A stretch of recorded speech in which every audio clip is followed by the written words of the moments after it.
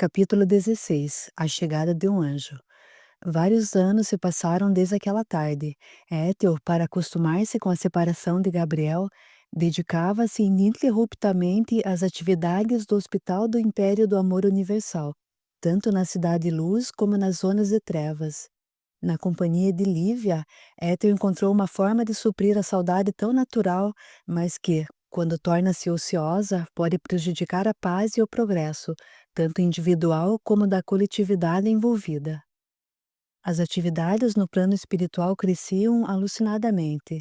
Estávamos no 10º ano do início do período final dos tempos, período esse que abrangerá 100 anos do calendário humano. A humanidade, entorpecida, estava vivenciando a época conhecida, no além, como o período da Revolução Sexual. Há algumas décadas atrás, já havíamos sentido o presságio do início do período profético, através da insanidade nazista. Observação: o período profético, o plano de exílio, compreende um período de 100 anos do calendário terrestre, onde ocorrerão as transformações que confirmarão as profecias cristãs da separação do joio e do trigo, da separação dos da esquerda e dos da direita do Cristo e da separação dos lobos e dos cordeiros. Os mentores espirituais nos informam que esse período de 100 anos estará inserido entre os anos de 1900 a 2100. Acredito, particularmente, através de sutis informações obtidas com esses mentores, que este intervalo de 100 anos compreenderá o período entre os anos de 1975 e 2075. As equipes socorristas trabalhavam continuamente para resgatar os pobres irmãos, cada vez mais endividados. Muitos socorristas estavam impressionados com tanto desequilíbrio e tanta insanidade. Alguns receavam o desencadeamento de uma guerra nuclear. Haja visto o trabalho incessante dos espíritos trevosos sobre as mentes despreparadas dos dirigentes mundiais. Graças à magnânima intervenção de Jesus, através de reencarnações estratégicas, pôde-se evitar o pior. Étel aguardava apenas a reencarnação de Gabriel para poder auxiliá-lo através da inspiração e da mediunidade.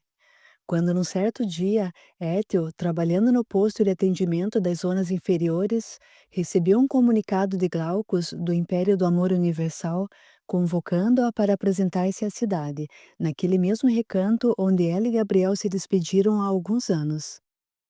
Imediatamente, a bela moça volitou até o recanto paradisíaco. Lá chegando, de imediato percebeu que o ambiente estava extremamente iluminado e agradável. Aterrissando, entendeu o motivo de tanta luz. Jesus a esperava, sentado na mesma rocha em que ela e Gabriel costumavam ficar, por horas e horas, trocando confidências. Estranhando o improvisado encontro com Jesus, Étel ajoelhou-se, preocupada. A linda menina beijou a mão do mestre e perguntou-lhe: Senhor, estamos com algum problema quanto à futura reencarnação de Gabriel? Acalma-te, minha filha, respondeu o Senhor. Tudo corre conforme nossos planos. Agora, senta-te aqui, ao meu lado. Étel atendeu ao pedido do governador espiritual da terra e dirigiu-lhe um olhar apreensivo, aguardando suas palavras. Étel, quando estávamos estudando a reencarnação de Gabriel, antes dele começar o processo de redução, concluímos que ele estava no estágio de evolução muito além dos limites do corpo físico comum. Portanto, eu e Danúbio previmos uma existência física de no máximo 40 anos para Gabriel.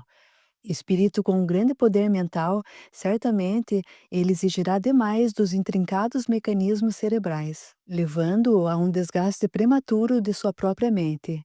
Assim como aconteceu comigo, provavelmente ele suará sangue nos seus últimos anos de vida, comprovando a impossibilidade de manter-se vivo por mais tempo. Logo após, ele deverá ser desligado do plano físico, assim como o piloto deve abandonar o avião por este não ter mais condição de manter-se no ar. A bela moça ouvia aquelas palavras com serena preocupação, como todos aqueles que conhecem a perfeição divina. Ethel sabia que esse era um sério problema, mas que seria facilmente contornado pelo divino Jesus. A moça, então, perguntou: por que Gabriel não foi avisado sobre esse detalhe? Existe algum motivo específico? Sim, Ethel, respondeu Jesus. Evitamos falar sobre esse assunto com Gabriel, para evitar que ele se desconcentrasse de sua missão com assuntos que fugiriam de sua alçada. Da mesma forma que eu, Gabriel realizará a base da missão, deixando sua propagação para as centenas de irmãos que estão reencarnando junto com ele. E, mais especificamente, a uma irmã que diretamente conduzirá a continuidade de seu trabalho. Essa irmã concretizará no plano material o trabalho iniciado por Gabriel, sobre sua própria inspiração. Retornando ao nosso mundo, ele, junto com Danúbio, intuirá a eleita para a conclusão dos planos traçados. E quem será escolhida para concluir a obra de Gabriel?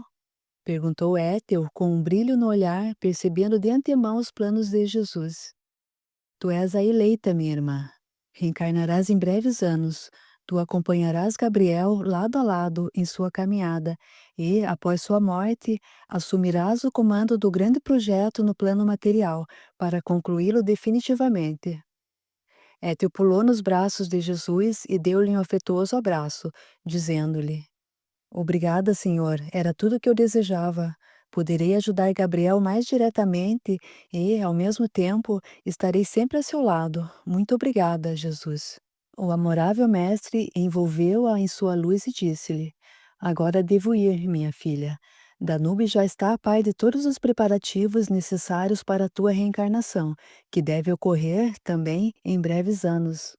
Necessitarás de um período menor do que Gabriel para a devida preparação, portanto, será pequena diferença de idade entre ambos. Fica, minha filha, com Deus e não esqueça da incrível responsabilidade que tens em tuas mãos. Confio em ti, pois sei que só um amor como o que tu tens por Gabriel e pela humanidade pode ter a força suficiente para as realizações que deverão ser concretizadas. Estarei sempre contigo e com Gabriel. Em breve, nos encontraremos novamente através dos caminhos do coração e da mente. Que Deus te ilumine o caminho. Étio só pôde dizer, até breve, enquanto Jesus se desmaterializava ante seus olhos. Após aquela notícia do mestre, a menina saiu correndo pelos extensos gramados do Império do Amor Universal, gritando de felicidade, agradecendo a Deus e brincando com os animais da cidade. A tarde ensolarada abençoava a alegria de Étel. Os animais amistosos da Cidade de Luz, percebendo a alegria da moça, aproximaram-se e ofertaram-lhe a cabeça para o devido carinho de que todos nós necessitamos. Étel, em um grande transporte de amor, abraçou um pequeno cabrito como se fosse uma criança. Esquilos desceram das árvores, junto com os belos pássaros, que pousavam nos ombros da iluminada moça, que em alguns anos seria também a luz do mundo. Os habitantes da Cidade Luz não entendiam o que estava acontecendo com Ethel. Edgar, um antigo amigo da moça, vendo-a naquele êxtase, perguntou: Ethel, endoideceste? Oi, Edgar. Não dizem que de médico e louco todo mundo tem um pouco? Entendo o que tu queres dizer. Como posso julgar tua atitude se nem imagino o que vai em teu coração? Mas provavelmente deve ser algo muito bom para estares assim, tão alegre. Jesus designou-me para reencarnar junto com meu amor querido, disse Étel. Ante a surpresa dos que ali estavam, Étel correu até o hospital da grande cidade, onde certamente encontraria Danúbio. Esse a recebeu com largo sorriso de satisfação e disse-lhe: Calma, minha querida, estamos planejando tudo e tenho uma surpresa para ti. Não irás sozinha. Percebendo o olhar de interrogação de Ethel, Danúbio indicou com um gesto Mariana, que o estava auxiliando nas atividades do hospital. A moça sorriu-lhes e disse, travessa: Tu achas que eu deixaria a senhora ir sozinha ao encontro de Gabriel e Marcos? Não, senhora, quero ir também. Os três riram, divertidos com a brincadeira de Mariana. Ethel era a própria expressão da felicidade. Além de poder ficar ao lado de Gabriel, teria também a companhia de Mariana, sua melhor amiga. Em poucos dias, estavam todos realizando os preparativos para a reencarnação das duas amigas. Os anos continuaram a passar céleres. 16 anos após o início do período de final dos tempos, nasce então Gabriel. Vamos encontrá-lo em uma maternidade de uma cidade de médio porte do interior do Brasil. Lá estava Francisco, seu pai, andando de um lado ao outro na sala de espera. Na sala reservada ao trabalho de parto estava sua mãe, Ana Maria. No semblante da jovem mulher, podíamos perceber a nobreza de seu caráter. Já quanto ao pai, percebíamos a praticidade dos homens distanciados da filosofia espiritual, mas que são retos e dignos da condução de suas vidas. Às 6 horas da manhã, junto com o sol, nasceu aquele que iria iluminar o mundo. No momento em que retirava o menino do ventre de sua mãe, a médica ficou extasiada com a luz que irradiava de toda a criança. Logo após, vimos a responsável pelo parto conversando com uma das enfermeiras enquanto lavavam as mãos após retirarem as luvas utilizadas na tarefa médica. Carmen, que coisa interessante! Esse menino que acabou de nascer, eu o vi todo envolvido em luz quando tirei-o do ventre da mãe. Naquele mesmo instante, lembrei-me do menino Jesus, todo iluminado. O que será isto que vi? Foste abençoada, minha amiga. Sabes que sou espírita, por isso posso falar com conhecimento de causa. Com certeza, essa é uma criança iluminada que está nascendo para mudar o mundo. O pequenino é um dos muitos enviados para auxiliar-nos em nossa evolução. Esta é uma prova da infinita misericórdia de Deus, que nunca nos desampara. A médica impressionada perguntou: Mas eu nunca vi nada assim. Aquela luz belíssima, como pode ser isso? Todos nós temos o dom da mediunidade, Flávia. Provavelmente tivesse um momento de visão astral que te permitiu ver as maravilhas do mundo espiritual. Nós, encarnados, às vezes somos abençoados com esses belos momentos. Interessada no pequeno menino, a médica convidou a enfermeira para irem até o berçário e lá admirarem o enviado de Jesus. Lá chegando, Flávia disse não estar mais percebendo a luz que vira antes, mas estava magnetizada pela beleza natural do menino, e disse à enfermeira: Será que eu não tive uma alucinação ou sei lá o quê? Flávia, não estás reconhecendo nele um anjo? Tu acabas de dizer que estás magnetizada pelo menino? Vê só, não consegues largá-lo um minuto? Mas ele é muito bonitinho. Sinto que ele me passa tanta paz e felicidade. Essa criança deve ser mesmo um anjo. Ouve minhas palavras. Acompanha os passos deste menino e verás que tenho razão. Em alguns anos ele estará espantando a todos com o seu caráter angelical. Sabe as palavras, pensei. O irmão Hermes, captando meus pensamentos, convidou-me a observar Danúbio, que estava ali iniciando suas atividades como orientador de Gabriel. Estava ele ligado à enfermeira espírita, intuindo-a para que ela efetuasse aquelas profecias. Pensei, realmente nós somos governados pelos espíritos a todo momento. Basta saber com quais irmãos estamos ligados. Os irmãos de luz que nos trazem a paz e o discernimento para que encontremos a felicidade, ou os irmãos perturbados, que arrastam-nos para os caminhos tristes em que vivem. Como saber quem nos acompanha? Basta analisarmos a nossa própria conduta de vida. Existe um ditado que diz: Dize-me com quem andas, que te direi quem és. Aqui o analisamos de outra forma. Diz-me quem és e te direi com quem andas. Com o menino nos braços, as duas amigas se dirigiram até o quarto onde a mãe repousava. A médica Flávia parecia uma criança apresentando o menino a todas as pessoas que via pelos corredores da maternidade. Olhem só, é um anjinho de Deus, dizia ela a todos. Chegando ao quarto, o menino foi entregue à mãe. As duas trabalhadoras da área médica, então, perguntaram pelo nome do menino. Ana Maria e Francisco já haviam pensado em vários nomes, mas ainda estavam indecisos. Por certo, aguardavam o auxílio de Danúbio, que, colocando a mão direita na testa de Ana, disse-lhe sussurrando: Gabriel, eis o nome. Gabriel, aquele que possui a força de Deus. No mesmo instante, Ana repetiu as palavras de Danúbio: Gabriel, eis o nome. Gabriel, aquele que possui a força de Deus. Lindo nome, disse Carmen. Francisco apenas esboçava o sorriso bobo de um pai de primeira viagem. Ele estava completamente deslumbrado com a beleza e o encanto que Gabriel causava em todos. Ana Maria era a própria personificação da felicidade. O anjo de Deus nascia para trazer a luz ao mundo e já começava seus primeiros passos iluminando a própria família, que o recebia amorosamente. No mesmo ano, nasceu Marcos, que recebeu o nome de Marco Antônio devido aos pais não terem ouvido bem a intuição de Danúbio e dos espíritos guardiões do jovem Marcos. Mariana, que nasceu 2 anos após, recebeu exatamente o mesmo nome, mas sem o N duplo. A bela Ethel nasceu 3 anos após Gabriel ter chegado ao mundo. A linda menina encantou os pais, que já haviam escolhido o nome que dariam a ela, Carolina. Danúbio tentou intuí-los também, mas estavam decididos a batizá-la com o nome Carolina.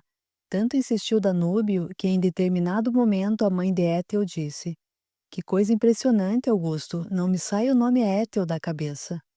Mas é um nome tão diferente, meu amor. Tu desejas colocá-lo em nossa filha? Não sei, o que tu achas? Façamos assim: Carolina como primeiro nome e Ethel como segundo. Carolina Ethel de Moura Brandão, belo nome. De acordo, meu bem. Visitamos todos os 4 recém-nascidos e outros dos 318 que reencarnaram pelo mundo nessa missão. Em todos os casos, observamos o cuidado e o desvelo na proteção dos pequenos anjinhos. Diversos guardas espirituais ficavam nas portas dos quartos, evitando que espíritos e pessoas não autorizadas entrassem nos quartos designados para o repouso dos bebês. Quanto a Gabriel, o cuidado era extremo. Diversos espíritos revezavam-se para evitar um possível ataque das sombras. Eram verdadeiros anjos da guarda, sem as fictícias asas que a fantasia humana sempre imagina, mas com amor e dedicação ao trabalho. Todos nós, encarnados, temos nossos anjos da guarda. São geralmente espíritos amigos com um grau de evolução semelhante ao nosso, e nos acompanham por toda a nossa vida, intuindo-nos para que venhamos a seguir o caminho correto. Infelizmente, poucos são os que dão ouvidos a essa voz interior, que nos auxilia e nos ampara a todo momento. Os anos foram passando. Gabriel crescia em beleza e sabedoria. Diversos eram os momentos de espanto e admiração que Gabriel proporcionava a seus pais e vizinhos. Criança iluminada, Gabriel cativava a todos com imensa facilidade. Anjo, na verdadeira acepção da palavra, ele tinha, desde pequenino, um comportamento dócil e educado, mas revolucionário. Questionava a tudo e a todos, queria saber os porquês de assuntos de que os pais do menino não detinham conhecimento para responder. Danúbio, então, encarregava-se de irrigar o cérebro físico do anjo, com conceitos que ele já dominava há milênios. Gabriel por muitos era adorado e por muitos era invejado. As mães de outras crianças da vizinhança, não tão belas e inteligentes como o menino Luz, realizavam desprezíveis trabalhos de magia negra por inveja à graça do filho de Ana Maria. O exército de espíritos protetores, responsáveis por Gabriel, não descansava um minuto. As trevas aproveitavam a ignorância das vizinhas invejosas e as utilizavam, a elas e a seus filhos, para tentar prejudicar o grande plano. Muitas dessas mulheres que vendiam suas almas ao diabo, contratando infelizes irmãos que realizam despachos para causar o mal alheio, tiveram suas vidas desgraçadas por suas próprias atitudes. Os espíritos obsessores encarregados de lhes atender o pedido desprezível, não o conseguindo, devido à grande proteção de Gabriel, voltavam a elas pedindo mais pagas nas esquinas da vida. Desprezados, esses infelizes espíritos começaram a perturbar a vida das irmãs invejosas, causando-lhes grandes tormentos. Como dizia Jesus, quem com ferro fere, com ferro será ferido. No que se refere a essas práticas detestáveis realizadas por infelizes irmãos que não imaginam o que os espera após a morte física, podemos dizer, aqueles que temem essas forças invisíveis, que não devem preocupar-se com o poder e a influência desses trabalhos, desde que cultivem uma vida verdadeiramente cristã. Aquele que vive em luz, pela luz está protegido. Agora, aqueles que desprezam o comportamento cristão e que colocam as virtudes do espírito em segundo plano, estes sim, estão à mercê da influência obsessiva destes espíritos perturbados, que são contratados, muitas vezes, pela simples paga de uma garrafa de cachaça na esquina, ou um charuto, ou então uma galinha de pescoço quebrado em cima de uma bandeja de papel. Mais uma vez, podemos perceber os perigos de seguirmos cultivando vícios em nossas vidas. Muitos dos fumantes e beberrões da vida física transformam-se, no retorno ao mundo espiritual, em verdadeiros escravos de despachos, ajoelhando-se nas esquinas para sorver a substância astralina da cachaça e do charuto. como provavelmente deve ter ocorrido com Cavalcante, o distinto senhor que foi resgatado por Gabriel e Casimiro nas trevas, como vimos em capítulo anterior. Mas voltemos à luz. Desde muito cedo, Gabriel demonstrou a sua intimidade com Jesus. O menino era fascinado pelas histórias que seu avô contava sobre o meigo nazareno. Seu coraçãozinho ficava condoído com as narrativas do Calvário de Jesus. Quanto às sublimes parábolas, que Gabriel conhecia muito bem em seu inconsciente, eram a sua alegria. Compreendia até mesmo as mais complexas mensagens do Rabi da Galileia, como se estivesse analisando simples exposições. Seu avô, emocionado, chamava Ana Maria para escutar as sublimes explicações sobre os ensinamentos de Jesus, sendo explanadas pelo pequeno orador de apenas 7 anos de idade. Não esqueçamos, é claro, de Danúbio, continuamente inspirando o menino Luz. Muitos fatos fantásticos da infância desse anjo de Deus poderíamos narrar, mas o espaço é curto e a vontade de vê-lo iluminando o mundo é imensa. Portanto, narraremos somente alguns momentos marcantes da infância de Gabriel. No seu 7º aniversário, Gabriel viu mediunicamente pela primeira vez o seu mentor espiritual, Danúbio. O menino estava encerrando suas orações antes de dormir, algo que todos os pais deveriam ensinar a seus filhos, quando o menino viu, sentado sobre um baú de madeira que ficava ao lado de sua cama, um velhinho simpático de longos cabelos brancos e com uma pele irrepreensível, sorrindo para ele. O menino, deslumbrado com a luz e a beleza de Danúbio, perguntou com uma voz infantil encantadora, demonstrando a candura dos anjos: "Quem é você, vovô?" "Sou teu anjo da guarda, Gabriel", respondeu Danúbio. "Eu estou todos os dias contigo, para te proteger e para te preparar para a tua tarefa entre os homens." "Que tarefa?" "Meu menino, tu deves iluminar os homens com as palavras de Jesus. A humanidade está muito sofrida e precisa de alguém que os conduza para a luz. Contamos com teu apoio para que nós três, juntos, venhamos a libertar a humanidade das trevas da ignorância." "Nós três?" perguntou o menino, olhando para os lados à procura de um terceiro. "Sim, Gabriel, eu, tu e Jesus. Não podes vê-lo agora, mas em breve sentirás a força do Senhor do mundo em teu coração. Agora dorme, meu menino, para que cresças forte e sadio para iluminar a humanidade." Gabriel instantaneamente dormiu e sonhou com os anjos do Império do Amor Universal, onde quase todas as noites ele ia, em espírito, para preparar-se para o próximo dia. Nós também saímos de nossos corpos à noite, quando dormimos. Só que a grande maioria vai visitar as trevas devido à sua invigilância e também por não orar antes do repouso noturno. Ao acordar, esses invigilantes que levam uma vida distanciada do Cristo dizem-se vítimas de pesadelos e que acordam sempre com o mal-estar e outros desconfortos.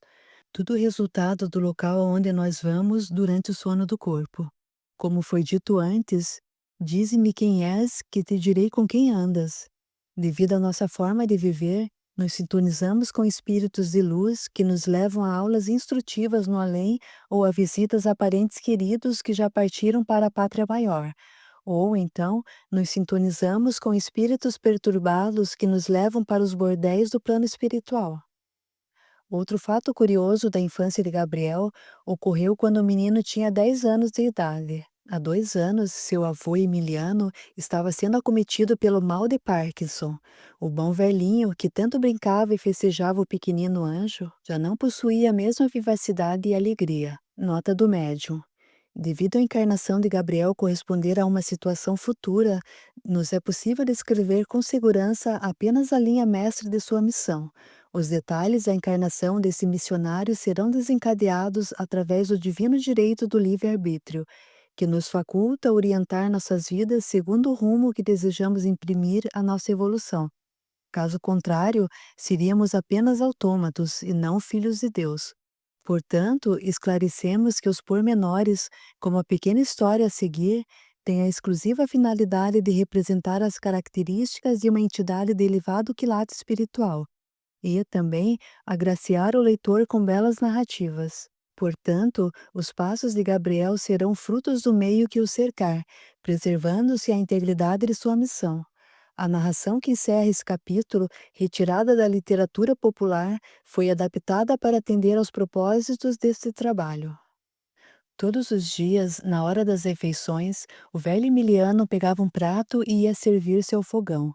As tremedeiras contínuas e a fraqueza nos braços determinavam o mesmo fato quase todos os dias. O prato de porcelana escorregava das mãos do velhinho, caindo ao chão e despedaçando-se. O avô de Gabriel, entristecido, dizia não saber o que estava acontecendo com ele, que aquilo não iria mais se repetir, mas quase todo dia o fato se repetia. Quanto a servirem o prato para ele? Não, jamais. Eu não sou um inválido, dizia com uma voz cansada. Reação natural para um homem forte e saudável que fora acometido de súbito por uma doença impiedosa, que limita rapidamente a capacidade física. Francisco, o pai de Gabriel e filho de Emiliano, indignado com a rotineira quebra de pratos, confidenciou à mulher. Ana, assim não há condições. O pai quebra um prato por dia com essa teimosia de ele mesmo querer se servir. Porque ele não deixa que eu o sirva? Mas não, sempre a mesma teimosia. Eu já não aguento mais gastar tanto dinheiro com pratos. Sob o olhar carinhoso do pequeno Gabriel, Ana Maria disse, com a sua voz afável: Meu amor, tu conheces o teu pai, tu sabes que para ele é muito importante não ser dependente de ninguém. Ele morrerá se tiver que ser servido por alguém. Tu tens que reconhecer o esforço sobre-humano que ele realiza para efetuar a higiene íntima. Ele faz esse esforço pensando não só nele, mas também em nós, poupando-nos de maiores sacrifícios. Não te preocupes com os pratos, tenho comprado os mais baratos para ele se servir, e também não me importo de varrer os pedaços dos pratos que ele quebra. Eu fico feliz em ver que ele está se esforçando.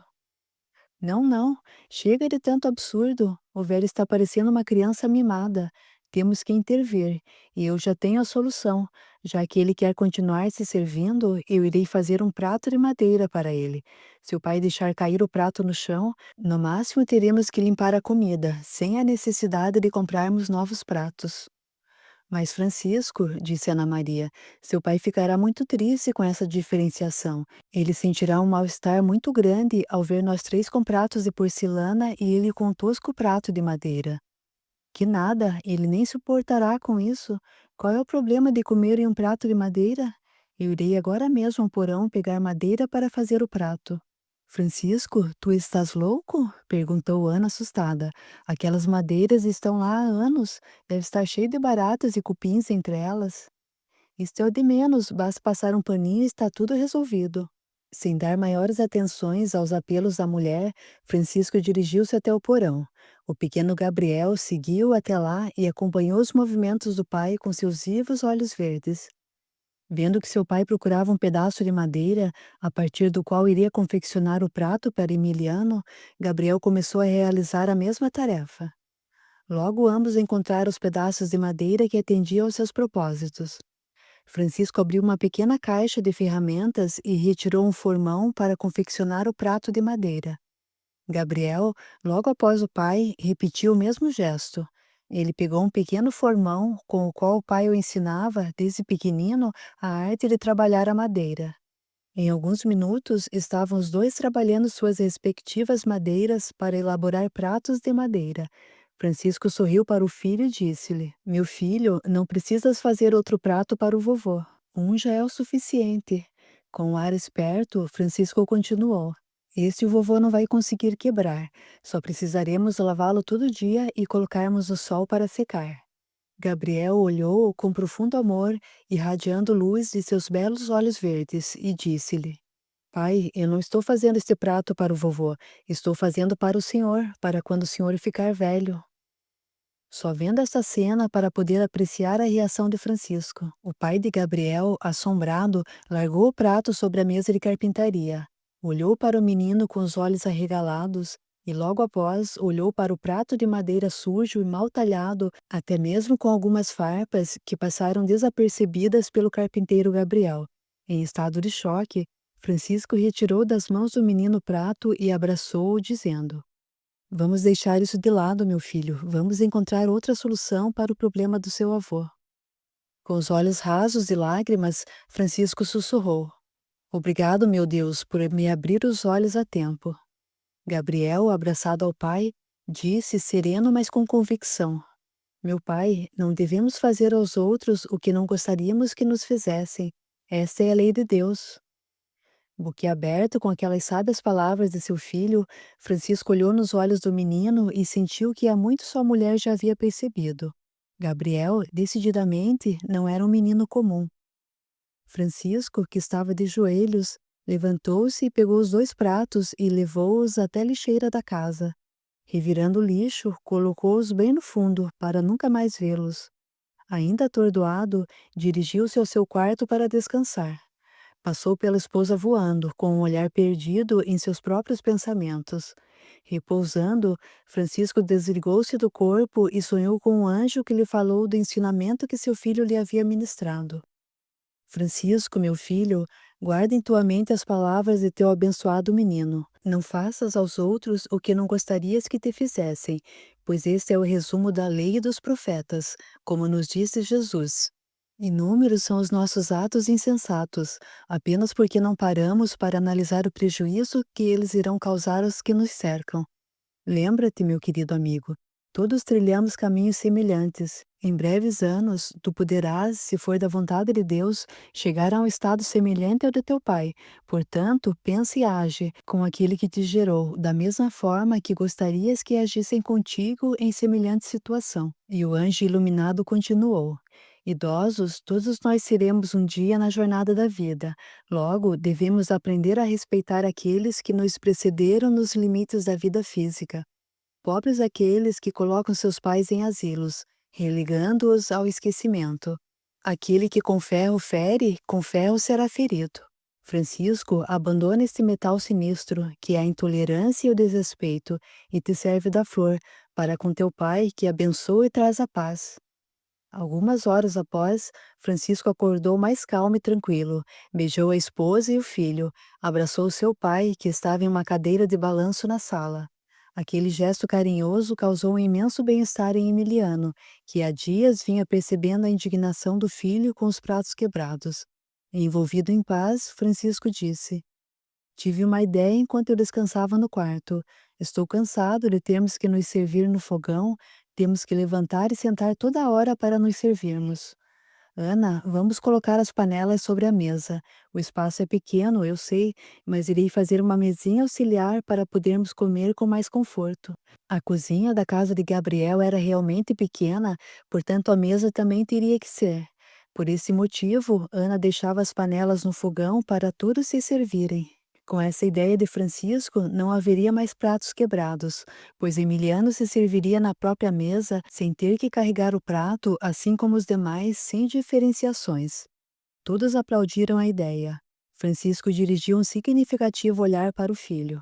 Gabriel piscou para o pai, feliz com a sua fraterna decisão.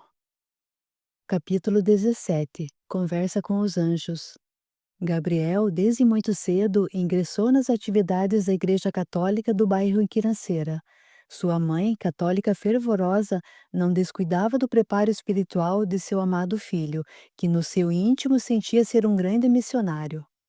Durante sua gestação, Ana Maria sonhava com anjos e recebia avisos de que seria mãe de notável criança.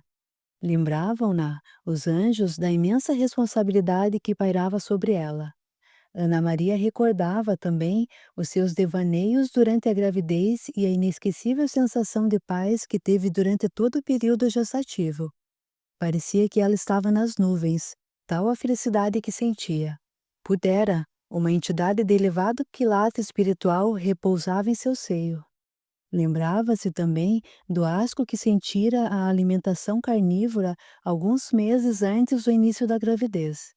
Ela sabia que espíritos de luz abominam a alimentação zoofágica.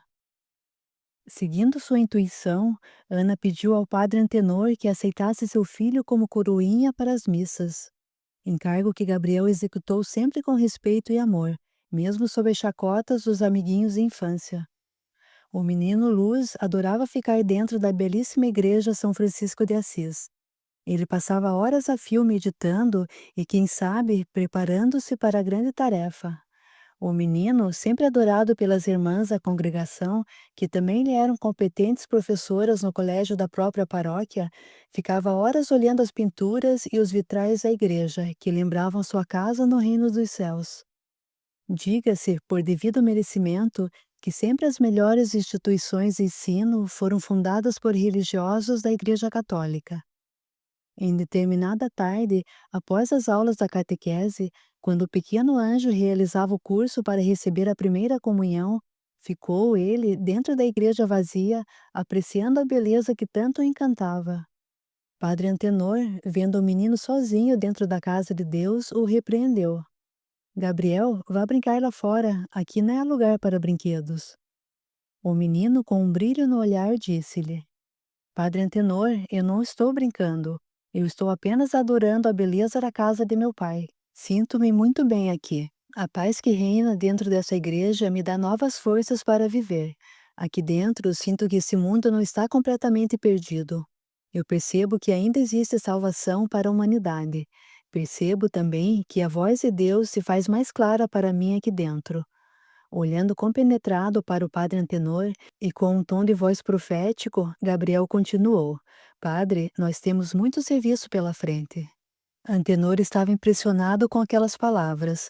O bom padre sentou-se em um dos bancos da igreja, colocou as mãos sobre o encosto e repousou o queixo sobre elas, para ouvir o menino, que continuava desinibido. Padre Antenor, estamos passando por momentos importantíssimos para o futuro da humanidade. É necessário que todos os cristãos unam suas forças para fazer soar mais alto a voz de Jesus.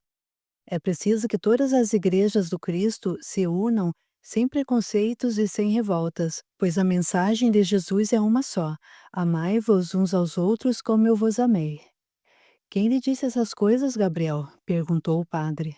Foi Danúbio. Quem é Danúbio? Meu anjo da guarda, respondeu o menino. Padre Antenor ficou pensativo.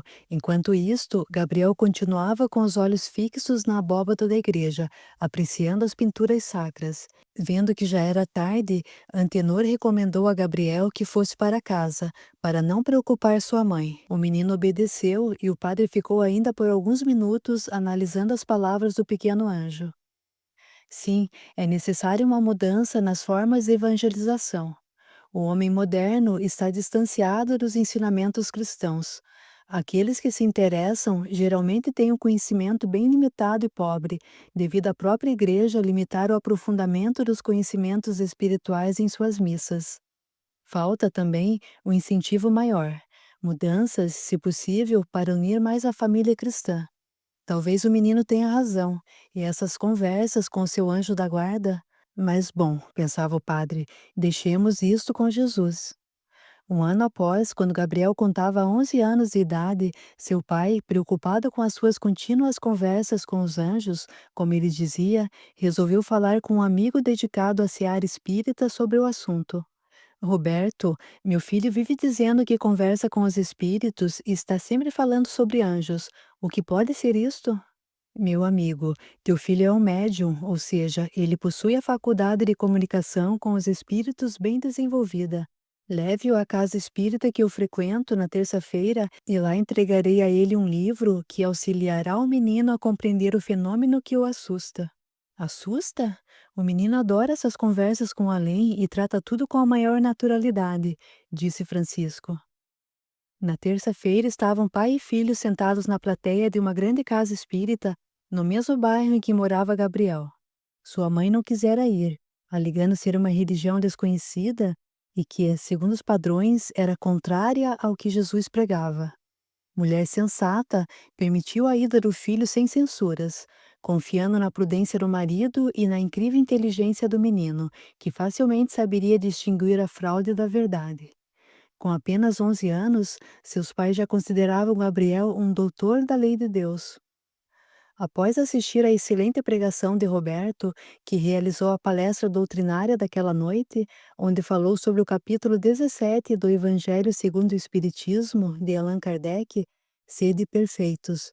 Gabriel, ouvindo as sábias elucidações espíritas, Ficou entusiasmado com a doutrina de luz trazida por abnegados espíritos abençoados por Jesus, recebendo com amor um exemplar novinho do Livro dos Espíritos e outro do Evangelho segundo o Espiritismo, os dois livros de Allan Kardec.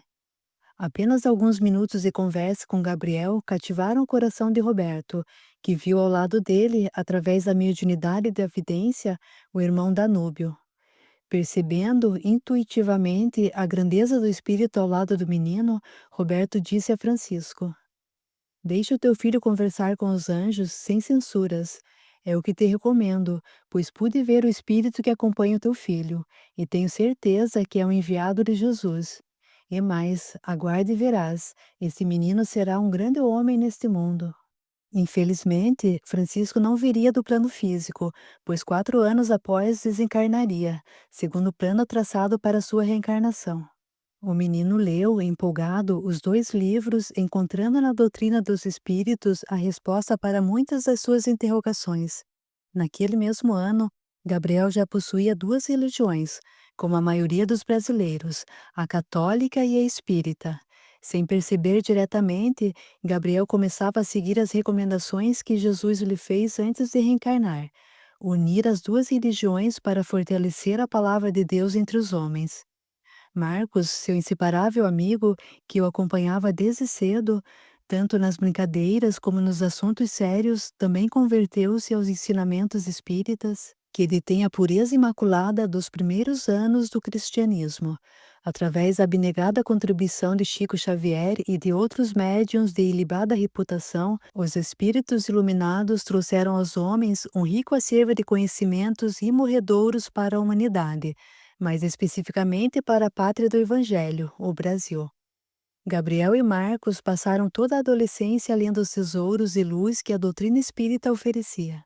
Os jovens descobriram o que já sentiam no fundo da alma: conceitos como a reencarnação do espírito para resgate de dívidas e as elucidações simples, mas sensacionais das parábolas de Jesus. Estimulavam mais e mais os jovens à leitura espírita. O conhecimento espiritual, demonstrado de uma forma clara e lógica, abriu as portas para que todos possam encontrar a verdadeira fé, tudo graças à misericórdia de Jesus. A mãe de Gabriel, no início receosa, agora era fã incondicional de Chico Xavier. Através do amor sincero e indiscutível de Chico, muitos encontraram o consolo e a paz. A doutrina espírita encontrou no Santo dos Espíritas o alicerce necessário para afirmar-se, em definitivo, nas terras brasileiras. Muito obrigado pela colaboração, Chico Xavier. Muito obrigado. Mesmo dedicando-se à doutrina espírita, Gabriel não abandonou a Igreja Católica, pois sabia que lá estava seu coração. Ele continuava frequentando as missas e auxiliando nos trabalhos assistenciais das irmãs da paróquia São Francisco de Assis. Gabriel e Marcos cresceram assim, dedicando-se desde cedo à miséria alheia. Apesar das esquisitices de Gabriel, como dizia o padre Antenor, o menino conquistava, pouco a pouco, a alegria e o respeito de todos da congregação. A leitura espírita abria as mentes dos meninos iluminados. As irmãs da paróquia de São Francisco adoravam conversar com os meninos. Os novos conceitos religiosos, claros e incontestáveis, enchiam os olhos das abnegadas irmãs. A palavra mágica daqueles pequenos anjos, que sempre foram exemplo incontestável de bom comportamento, dava mais créditos às narrativas espíritas, que diziam ser pérolas de luz, trazidas por um anjo humilde chamado Chico Xavier. Os meninos tiveram uma infância e uma adolescência de paz e alegria. Marcos, que nessa vida foi batizado como Marco Antônio, com 15 anos conheceu Mariana.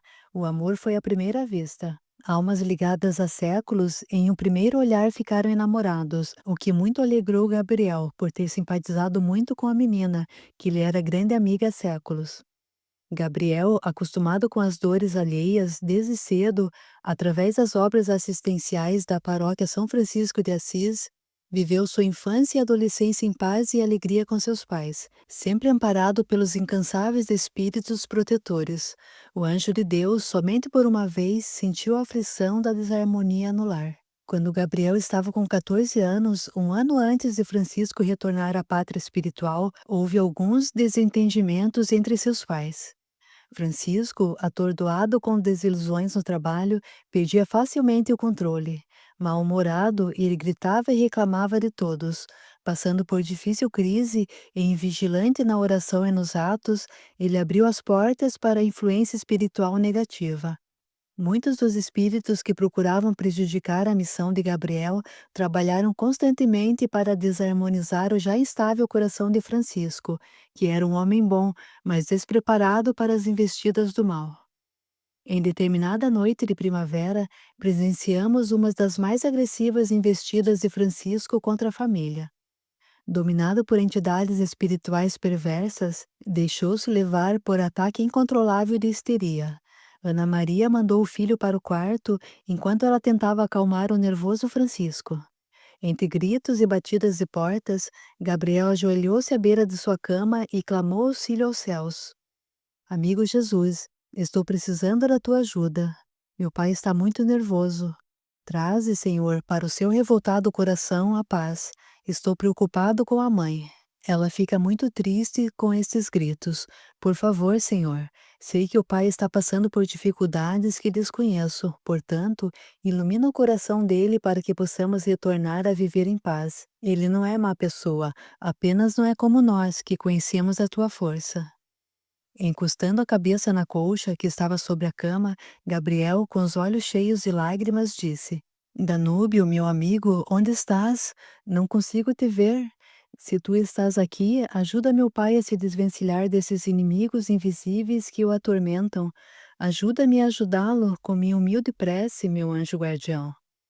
Enquanto Gabriel realizava o apelo divino, eu percebi que de seu peito saía uma brilhante luz que percorreu toda a casa, chegando até o quarto de seus pais. No quarto, ligados a Francisco, estavam 3 espíritos obsessores que o estimulavam à gritaria e ao desequilíbrio. Criatura desavisada quanto ao orar e vigiar, ensinado por Jesus, Francisco entregava-se docilmente ao domínio feroz dos infelizes irmãos. Estes assustaram-se ao presenciar aquela poderosa luz entrando no aposento íntimo do casal.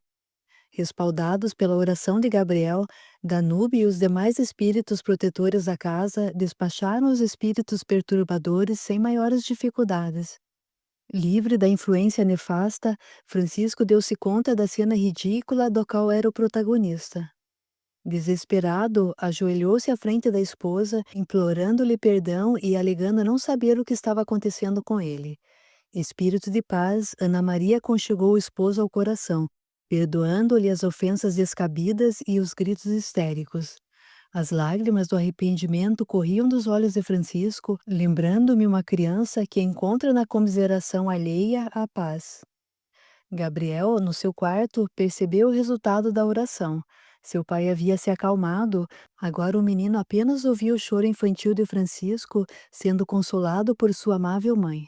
O menino então elevou os olhos ao firmamento, que vislumbrava pela janela de seu quarto, e disse: Obrigado, Jesus, obrigado, Danúbio, obrigado, meu Deus, vocês ouviram minhas preces.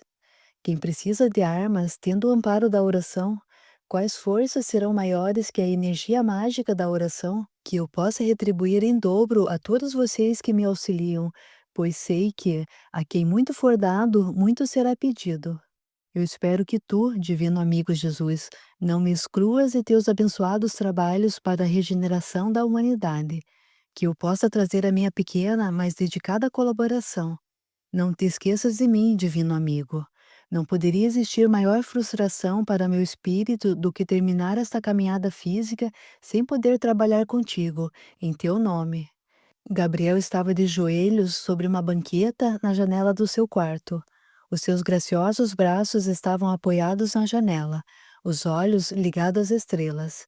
Fiquei magnetizado pela figura do menino, que estava ingressando na puberdade, quando percebi que descia do céu sobre sua cabeça uma brilhante luz na qual pétalas de rosas espirituais caíam sobre a sua divina cabeça e ombros. Emocionei-me com a cena. Logo vi Danúbio ao seu lado, junto com outros espíritos iluminados. O abnegado protetor de Gabriel estava com as mãos voltadas para o céu, em sinal de devoção e gratidão pelo amparo do alto. Lágrimas corriam dos olhos do bondoso ancião, que disse: Gabriel, meu eterno amigo, o teu nome diz tudo. Tu és realmente aquele que tem a força de Deus. O céu estava repleto de estrelas naquela noite, mas uma estrela maior brilhava entre os homens, por enquanto entre a sua própria família. Mas com o passar dos anos, a sua luz iria transformar o mundo, demonstrando aos homens de boa vontade o poder ilimitado que todos os filhos de Deus possuem. Alguns em maior grau, outros em menor, mas todos livres para conquistarem a sua evolução, sendo necessário para isso apenas o amor ao próximo sob todos os seus aspectos e a busca da sabedoria que transforma o homem em anjo de Deus.